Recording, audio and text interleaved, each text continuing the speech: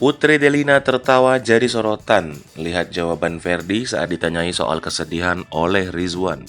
Sosok Putri Delina jadi sorotan dari masalah yang menimpa rumah tangga Natalie Holscher dan Sule. Perselisihan antara Putri Delina dan Natalie dianggap menjadi penyebab keretakan rumah tangga bersama Sule. Kini dalam video yang beredar, terlihat reaksi Putri Delina ketika Ferdi ditanyai kesedihan oleh Rizwan. Apalagi Ferdi sebelumnya disebut sangat terpukul dan sedih atas kepergian dari Natalie Holscher.